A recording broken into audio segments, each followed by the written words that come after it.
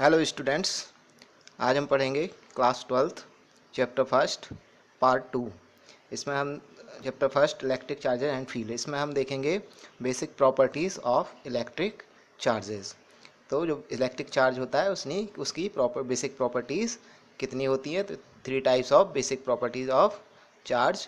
तो इसमें सबसे पहले आती है additivity of charges, charge is conserved and quantization of charge. तो सबसे पहले हम एडिटिविटी ऑफ चार्जेस देखेंगे। तो इसमें क्या होता है, अगर किसी सिस्टम में ग्रुप ऑफ चार्ज प्रेजेंट हैं तो वहाँ पर जितने भी चार्ज हैं उनका समेसन ही हमारा टोटल चार्ज होता है। जैसे कि यहाँ पर हम देखेंगे, एक हमारे पास सिस्टम है, यहाँ पर ये सिस्टम है, इसमें बहुत सारे चार्ज प्रेजेंट हैं। तो टोटल चार्ज जो होगा उसको हम Q लेते हैं और इसके अंदर Q1, Q2, Q3 ऐसे ही Qn तक हमारे इस पर चार्ज प्रेजेंट है। तो जो टोटल चार्ज होगा वो होगा Q equals to Q1 plus Q2 plus Q3 and Qn तक, ये सभी इनका हम समेशन कर देंगे। तो हमारा ये टोटल चार्ज इस सिस्टम में जितना भी टोटल चार्ज है वो हमें पता चल जाएगा। तो इनके समेशन के इक्वल ही ये टोटल चार्ज होता है। ओके, तो यहाँ पर इसी तरह से Q1 प्लस Q2 या Qn तक हम यहाँ पर चार्ज देख सकते हैं। अब यहाँ पर Q1 पर माइनस चार्ज भी हो सकता है, Q2 पर प्लस हो सकता है। इसी तरीके से माइनस या प्लस हमें पता है पॉजिटिव और नेगेटिव चार्ज होते हैं। तो किसी पर भी पॉजिटिव हो सकता है, किसी पर भी नेगेटिव होता है। तो हम इन सब का समीशन कर देंगे, इन सबको प्लस कर देंगे, तो वही हमारा टोटल चार्ज हो जाएगा। तो यहाँ पर देखिए, यहाँ पर +1 चार्ज है, यहाँ पर +2 है, यहाँ पर +3 है, +4 है और +5 है। तो हमारे पास टोटल 5 चार्जेस हैं जिन पर अलग अलग नेचर का चार्ज है। तो इन सभी को हम टोटल कर देंगे तो हमारे पास माइनस या -1 चार्ज हमें मिलता है इन सब का समेशन करने पर। ओके, तो यही एडिटिविटी ऑफ चार्जेस होती है। नेक्स्ट है चार्ज इज कंजर्व। तो चार्ज जो हमें पता है, जिस तरीके से एनर्जी को ना तो हम क्रिएट कर सकते हैं ना उसको डिस्ट्रॉय कर सकते हैं। तो चार्ज जो होता है वो भी इसी तरीके से होता है। ये कभी ना तो हम इसको क्रिएट कर सकते हैं ना इसको डिस्ट्रॉय कर सकते हैं। ये जो नेचर में जितना है उतना ही होता है, ये बस एक दूसरी बॉडी पर ट्रांसफ़र हो सकता है। ओके, तो यहाँ पर हम जैसे देखेंगे, हमारे पास दो चार्जेस हैं, Q1 और Q2।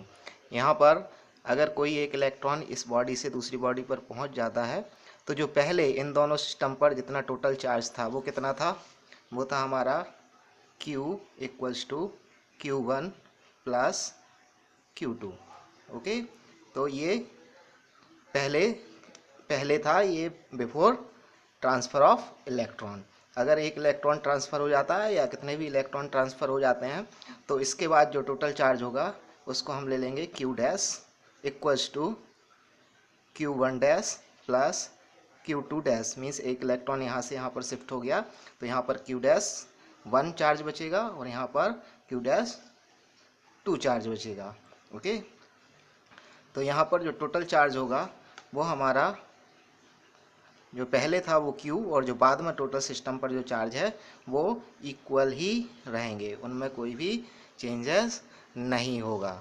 Okay, means before transfer of charge and after transfer of charge, पहले जो जितना चार्ज था दोनों पर वही दोनों का समेशन जो था वही ट्रांसफ़र होने के बाद भी उन दोनों का समेशन इक्वल ही होगा। मीन्स बीच में जो इलेक्ट्रॉन ट्रांसफ़र हुआ है वो बीच में कोई भी हमारा इलेक्ट्रिक चार्ज का लॉस नहीं होगा। यही हमारा कंजर्वेशन ऑफ चार्जेस कहलाता है। ओके, नेक्स्ट है हमारा क्वांटाइजेशन ऑफ चार्जेस।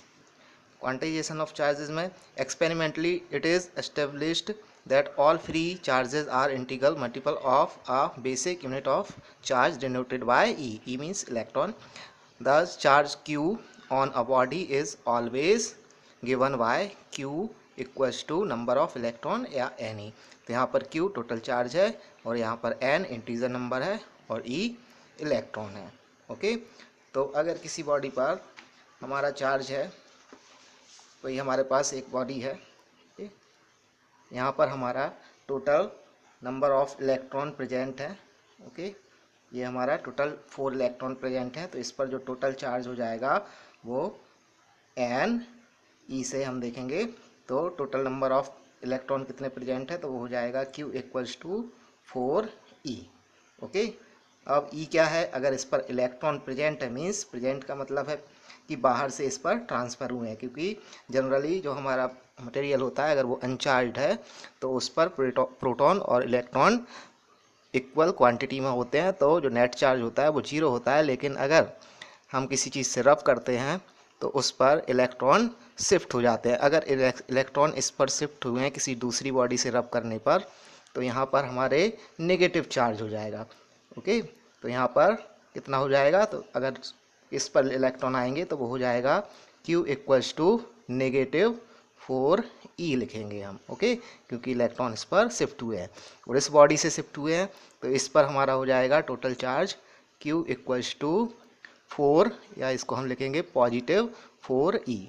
ओके, तो जिस पर इलेक्ट्रॉन शिफ्ट हुए हैं उस पर नेगेटिव चार्ज होता है और जिससे शिफ्ट हुए हैं उस पर पॉजिटिव चार्ज होता है। ओके, तो यहाँ पर या तो एक इलेक्ट्रॉन शिफ्ट होगा, 2 होंगे, 3 होंगे या 4 होंगे। इसी तरह से हमारे इंटीजर नंबर में इलेक्ट्रॉन शिफ्ट होते हैं, तो इसी तरह से हमारा जो एन होता है वो इंटीजर नंबर होता है। यहाँ पर ऐसा नहीं हो कि आधा इलेक्ट्रॉन शिफ्ट हो गया या 1/4 इलेक्ट्रॉन शिफ्ट हो गया, तो ऐसा कभी भी नहीं होता। ओके, तो इसी को हम क्वांटाइजेशन ऑफ चार्जेस कहते हैं। तो यहाँ पर जो इलेक्ट्रॉन की वैल्यू होती है वो होती है, यहाँ पर इलेक्ट्रॉन की जो वैल्यू होती है, electron equals to 1.602192 into 10⁻⁻19 coulomb. Okay, ये इलेक्ट्रॉन की वैल्यू होती है, तो इलेक्ट्रॉन की जगह हम ये वैल्यू पुट कर सकते हैं।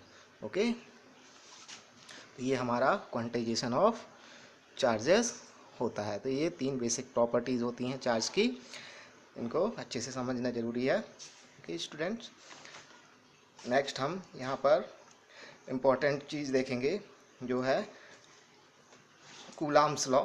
कूलाम्स लॉ क्या होता है, ये 2 चार्ज के बीच में फोर्स फाइंड करने के लिए हमें कूलाम्स ने एक नियम दिया है, लॉ दिया है, तो इसके बारे में हम स्टडी करेंगे। ओके, तो कूलाम्स लॉ क्या होता है, मान लेते हैं हमारे पास 2 चार्ज हैं। ओके, एक है हमारे पास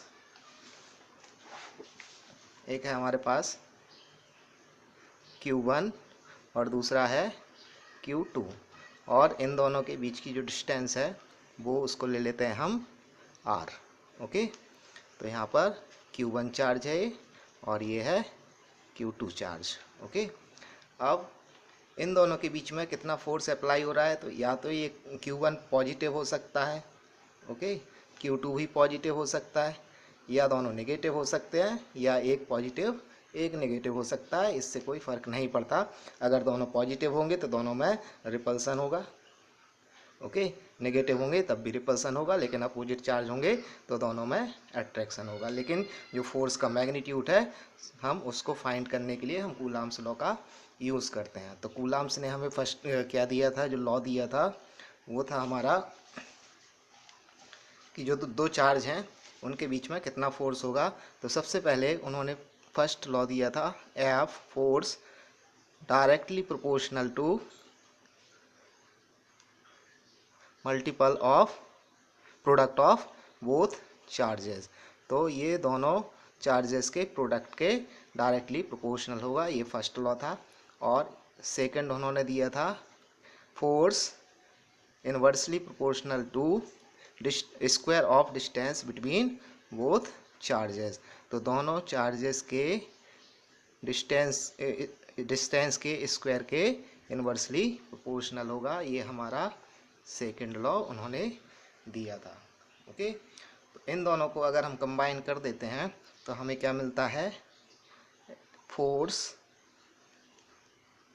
proportional to Q1 Q2 upon R square. Okay, अगर हम इस प्रोपोर्शनल को हटाते हैं तो हमें एक इक्वल के बाद हमें एक कांस्टेंट मिलेगा, force equals to constant K Q1 Q2 upon R square. इतना न्यूटन फोर्स हमें मिलेगा। ओके, अब यहाँ पर के है, एक कांस्टेंट है जिसकी वैल्यू होती है के इक्वल्स टू 1/4πε0। तो हम यहाँ पर के की वैल्यू पुट कर सकते हैं। ओके, तो के की वैल्यू पुट करेंगे तो हमें मिलेगा F equals to 1/4πε0 Q1 Q2 upon R² newton. Okay, तो ये हमारा कूलाम्स लॉ होता है जिसमें हम फोर्स का मैग्नीट्यूड पता कर सकते हैं दो चार्ज के बीच में। ओके, तो यहाँ पर हम देखेंगे ये जो एप्सिलॉन नॉट है वो क्या है। तो एप्सिलॉन नॉट क्या होता है, ये होता है हमारा force equals to 1/4πε0 Q1 Q2 upon R² है एप्सिलॉन नॉट। तो यहाँ पर एप्सिलॉन नॉट जो होता है, epsilon not is called permittivity of free space. Free space means अगर दो चार्ज हैं वो एयर या वैक्यूम में रखे हुए हैं तो उसको हम फ्री स्पेस बोलते हैं। अगर किसी मीडियम में रखे हुए हैं तो वो फ्री स्पेस की परमिटिविटी नहीं होगी। ओके, तो मीडियम की परमिटिविटी कहलाएगी, तो उसको हम बाद में देखेंगे। अभी हम मान लेते हैं कि ये दोनों चार्ज स्पेस में है, मीन्स एयर या वैक्यूम में, तो उसकी ये परमिटिविटी होती है एप्सिलॉन नॉट। और अगर मीडियम में रखिए तो एप्सिलॉन मीडियम एप्सिलॉन एम होता है। तो अभी हम मान लेते हैं कि ये फ्री स्पेस में है। तो epsilon not is the permittivity of free space. The value of epsilon not in SI unit is epsilon not equals to 8.854 into 10⁻⁻12 coulomb square newton inverse metre inverse square. ये इसकी unit होती है epsilon not की, जो permittivity होती है free space में। Okay, तो आप इस यूनिट को निकाल सकते हैं। अगर नहीं याद हो रहा है तो आप इस फॉर्मूले से ही इसकी यूनिट का पता कर सकते हैं। वो कैसे करेंगे तो मैं आपको बता दे रहा हूँ। यहाँ पे देखेंगे एफ, यहाँ पर हम देखेंगे जो 1/4π है ये तो हमारा कांस्टेंट है, इसकी यूनिट नहीं होती। एफ़ की यूनिट होती है, एप्सिलॉन नॉट की होती है, और चार्जेस की होती है, और डिस्टेंस की होती है। तो यहाँ पर हम इसी फार्मूले से इसकी यूनिट का पता कर सकते हैं। तो एफ इक्वल्स टू 1/4π को हटा देंगे तो epsilon not, okay, Q1 Q2 upon R² से इसकी हम यूनिट निकाल सकते हैं।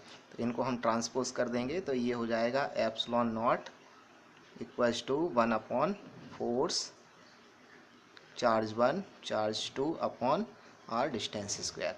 अब इसकी यूनिट देख सकते हैं हम। तो epsilon not equals to 1/f, F means force, force की हो जाएगी न्यूटन।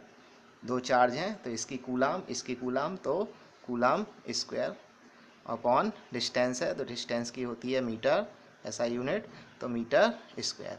मीन्स इसकी यूनिट क्या हो जाएगी, इसकी यूनिट हो जाएगी न्यूटन इनवर्स कूलाम स्क्वायर और मीटर इनवर्स स्क्वायर। तो ये इसकी यूनिट हो जाएगी। ओके, तो कूलाम स्क्वायर, ओके, इसको हम लिख सकते हैं coulomb square newton inverse, okay, और मीटर इनवर्स स्क्वायर। ओके, तो ये हमारी यूनिट होती है। इस तरीके से हम इसका यूनिट का भी पता कर सकते हैं। ओके, तो ये हमारा कूलाम्स लॉ होता है जो दो चार्ज के बीच में फोर्स फाइंड करने के लिए हम यूज़ करते हैं। Okay, thank you students.